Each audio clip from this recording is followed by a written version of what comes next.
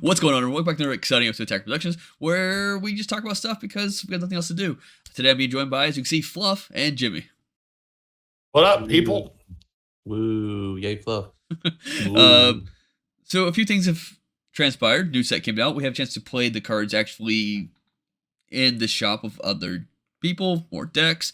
I don't know exactly when the ban was supposed to put into effect, but at our shop we tend to just immediately go, all right, cool, this is in effect now. So we got to experience with the difference of that and how that felt. And this week's matchups, we have Green Son Goku GT taking on Yellow Majin Buu, which is me and Trevor. New 21 versus set 821. Yeah, that was Jimmy and Jason.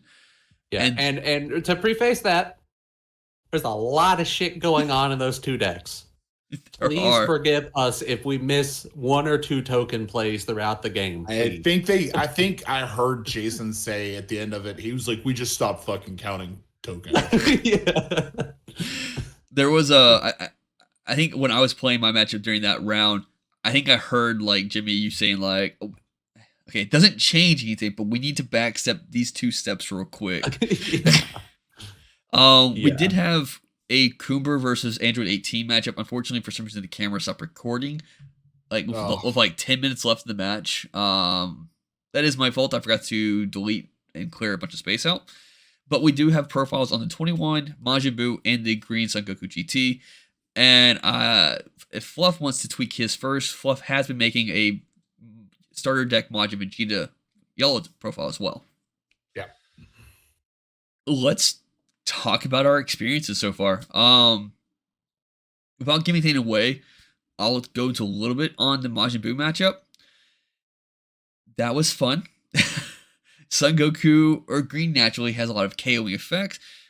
Not a lot of cards that get past barrier. And obviously there are a few like the Son Goku, which I do obviously play in my deck. And that was fun trying to get around that Majin Buu chain. And I felt like at times, so I'm not going to go into the match, I might have tried too much on doing that. But I know higher end of those chains, it can be very crazy. So, like I expect that later this week. I enjoyed Son Goku GT primarily because the ability that it has to draw. The Gokus that you're putting into your warp can pretty much be played or comboed depending on what you're doing. And getting that extra draw feels great, especially with the fact that the leader early on filters the deck out. The Android 18s filter the deck out as well. They look for any Saiyan card, which in certain matchups comes great. I played Android 18 round 2, and because I knew he relies on the Unison, I sideboarded the Gohans that snipe the Unison, and the leader doesn't have the Android 18 specifies 4 or less. The leader, if I recall correctly, does not specify an energy cost. So it kind of came in handy kind of searching out the Unison killers in that matchup and just be able to immediately combo it off and say bye to that. So that was great in that matchup. What did you guys feel like playing your matchup? So like I said, Fluff played Majin Vegeta and Jimmy played 21. So this is my first week back in a while playing new stuff. I had come back playing since Shenron before, but this is really my first foray with the new stuff out of Power Absorbed. So round 1, I played against Coomber, and that was really difficult to build and maintain a board and keep consistent pressure against. And I really feel like Coomber is almost like a yellow deck skinned as a black deck, because it's got a lot of control elements that like to stop and slow you down. And I feel like you have to play perfectly against Coomber. If you don't play perfectly, they kind of retaliate and crack back on you hard. I managed to win that match. My second match was against Trevor. Trevor was playing Majin Buu. And my two comments about that deck are, good God, it draws an absolute fuck ton.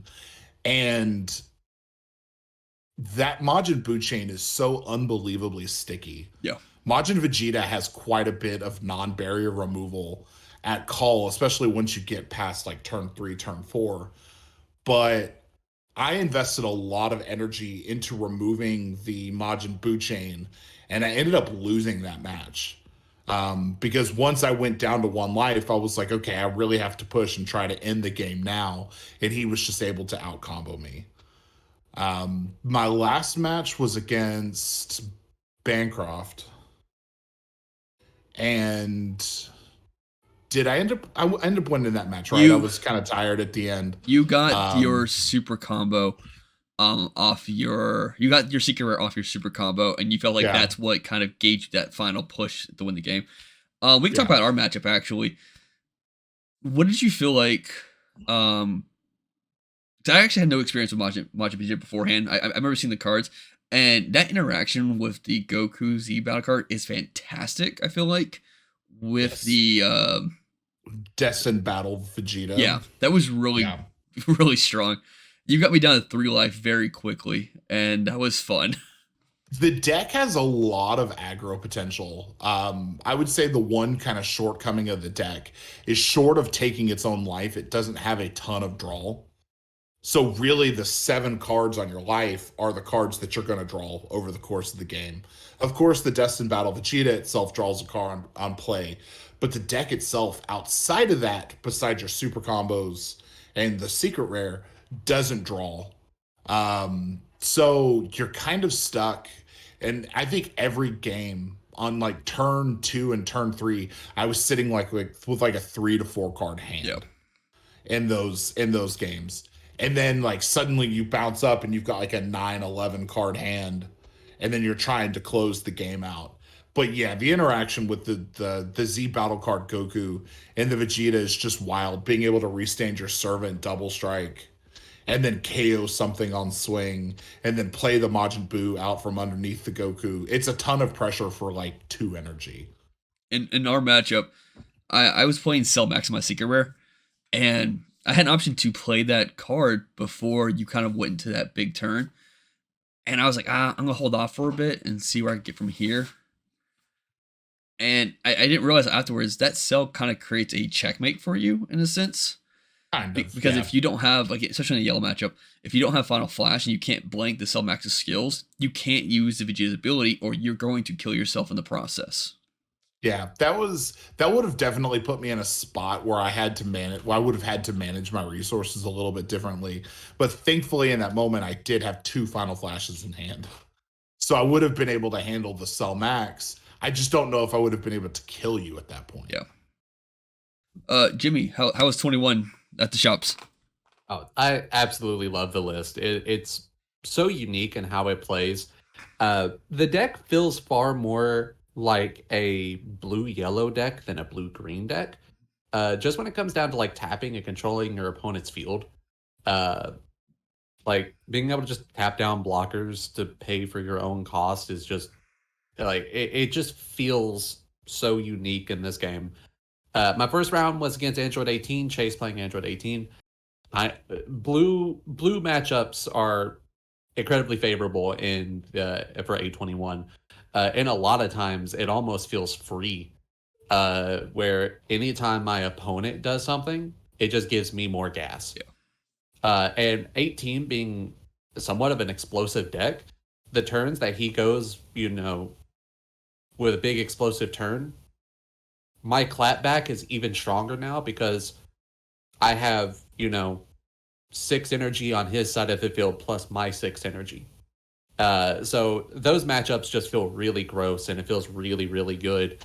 My second matchup is on camera against Old 21, the Evil 21 from set 8. And again, we will talk about it in the actual recording. There's a lot going on in those 2 matches. Both of us playing new decks, so there is a lot of like pending autos that don't get resolved, and then a couple little walkbacks and paying for Z battle cards. We do catch most of it. We'll go over it and try to see if there's anything we didn't catch. But that matchup was actually really fun. And again, every time he would do something, it would just give me more gas. But he has stuff like scheme on the field, which is something you have to play around and think about. So both of those matchups were really fun. And then my third round was against Jake. Jake was playing Ape Coup, starter deck Coup. with some of the new support. That looked dicey. I walked in a couple times during that match before I started recording Trevor's profile. I wish we could have had that match on camera. And I wish Jake was here to talk about this match too, because that might have been the most intense match of Dragon Ball. Probably one of the most fun that I've ever had playing Dragon Ball. Like, the match was incredible. 21 struggles sometimes against non-blue and green decks. It's just the nature of the way the deck works. The restrictions on the deck really, really hurt you. Those restrictions are very apparent in those matchups, where in the blue and green matchup, the restrictions don't even really matter in most cases. But that matchup was intense. There was there was a point, I think, I saw you had 2 cards in your hand. I saw one of the cards. And Jake, I remember him saying, I think I know what you have. You're on 6 energy, or you just ramped to 7. And he had to pass you, but I had to go record Trevors Matchup. And all of a sudden I hear you guys back there going, like, everyone was like, oh, or like something happened. And I assume it was the turning the tide to somehow Jake like stop that or something. So around like I think it was around like turn 4. I was because of the 21 ramp, I was able to board my 8-drop. My 8-drop 21, and it has a end of turn auto to restand 5 energy. And I'm against a mono yellow deck. I swing in, first attack, clears. I think he takes the damage. I restand, and I'm sitting there thinking, and I'm like, if he final flashes me, all of my energy is staying tapped, and he's just going to kill me. I'm at 3 life. I have to pay for everything in my hand. I was like, if he final flashes Ceaseless Despair, it's game over. So I pass turn, and I say out loud to him, I'm not going to walk into this final flash. And Jake gets a little smirk on his face and goes, I was really hoping you were going to attack there. So for the entire game, I'm playing under the assumption that this man has final flash in his hand. And it goes probably 4 more turns after that. Jeez. Just back and forth, just absolutely intense.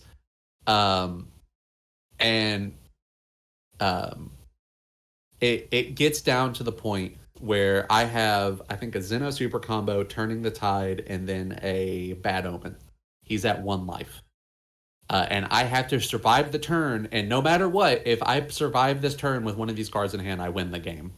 But unfortunately, I had to combo out my entire hand to survive. He passes with me 0 cards. I draw a card. I keep pushing. I swing a Ceaseless Despair. He combos out. I swing the second time. He combos out again, and he's left with 1 card in hand. I have two standing energy. His leader is 25,000 for the turn. So I go, Android 20. I was like, I don't have any cards in hand. If I can pick up a life and it's a super combo, I win the game, because that 1 card in his hand is a final flash and he has no open energy. I play the 21Z battle card. Flip my life, it's a super combo, swing, combo, super combo. And he goes, 30,000?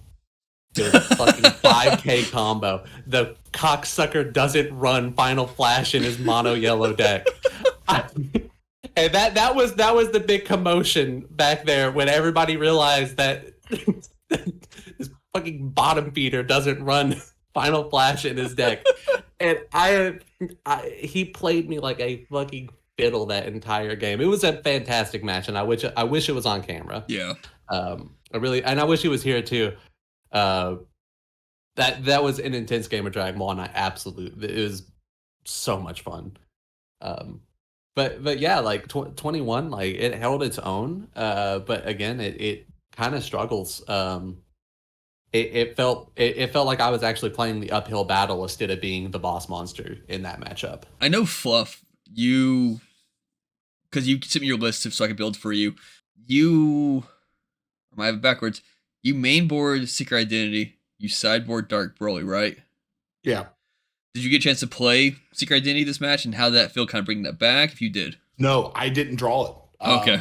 I didn't draw an Overwhelm all night. So that was kind of one of the big negatives to Majin Vegeta, is you just don't filter your deck very much. So unless you open Secret Identity, which is terrible because you don't fill the drop area very quickly, because half of your plays are Z battle cards. So if they leave the field, they just go away. So you don't really fill the drop. And I might even just remove the Overwhelm from the deck completely. Because there was never a point, I don't think, where I had 6 in my drop area to play it. Is it worth, because since you are so keen on getting the Goku out and stuff like that, because the Goku has, I think, Z-Stack 1 to put the Majin Buu underneath him. Run either the 4-drop ape that draws you a card if it's in your drop area, or even the Saiyan Instincts, right, Goku? Maybe. The problem is that you, like, your first 3 turns are really figured out for you. From what I gathered, like, you spend your energy in a very specific way, and there's no open opportunity to do like a Saiyan Instincts. There may be an opportunity to do a whatever the 4-drop Bardock is. There may be an opportunity to do that, but I don't know. Gotcha. I know not once, trying to think, not once did I feel, with the Kai and Champa being removed, I think for me it was the same mindset where I feel like any deck at any moment can have double strike or even a triple strike or even like just powerful effects, that I didn't feel like I missed that interaction at all. Like, my brain didn't pivot like, oh, this is life or death in this moment. I think, like, when Fluff got me down to 3 life very quickly, I tried my best to, like, okay, I need to just hang on to this 3 life because I know he plays a triple strike for starters, and I need to keep life for striking Death Ball, or I need to focus on, I think it was against Trevor, like, he got me down to like 2 or 3 life, and I just felt like there's a moment where I'm like, I didn't think about the double strike. I just felt like play the same manner where I was like, just hang on to what I can and use it as a resource until I don't have anything left. Did you guys feel like that at all throughout the match by chance? There was a few times where I was like looking at my life total and being like, like, I don't want to let this go through because, what if they have a Champa? And then I have to remind myself, oh, they obviously don't have a Champa. Yeah. And it did like kind of change my approach to taking my life as a resource. There's kind of this idea that the only life that matters is the last life.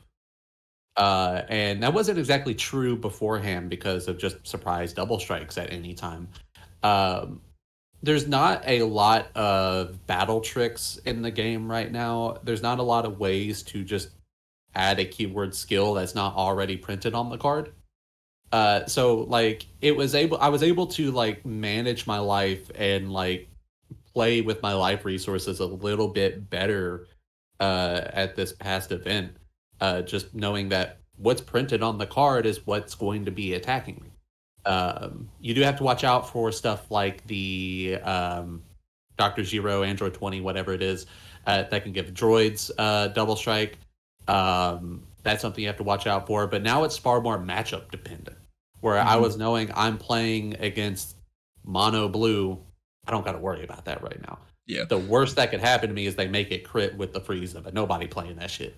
There are like, you do need to know like every deck in a sense, or at least all those key cards. Like you said, Dr. Zero for any. I think it has to be green Android, right?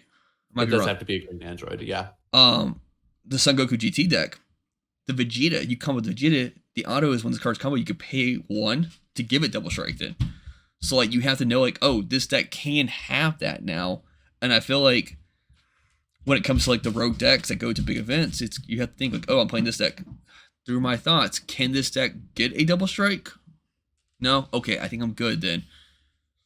And it's just now finding out all those like key cards that could give X effect and just like make sure you're aware of those effects from here on out. I didn't really worry so much about like, because Majin Vegeta around turn 4 takes itself down to 1 life, usually to blow up the field and pressure with a big double strike on the lead, if not itself going for game, I never really felt the difference between not having Champa and having Champa, because I would take myself down usually from 3 to 1 life on the one effect and then try to close out the game then and there. And usually if I had the secret rare, it was a done deal. But I could definitely tell, like, there was some pressure where I'd be swinging with a single strike and my opponent would be on 2 life. And I'm like, man, if I had a Champa here, I could definitely close the game out right now.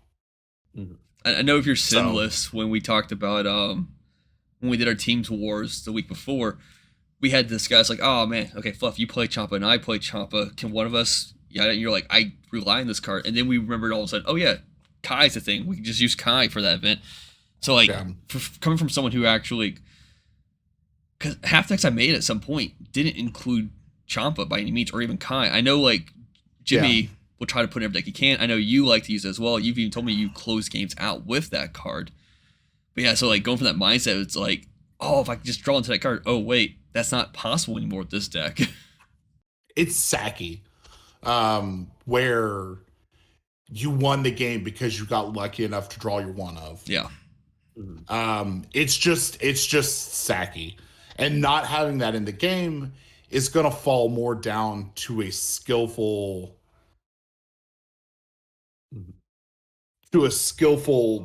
play of being able to push through those last 3 life, because people would usually let you get them down to 4.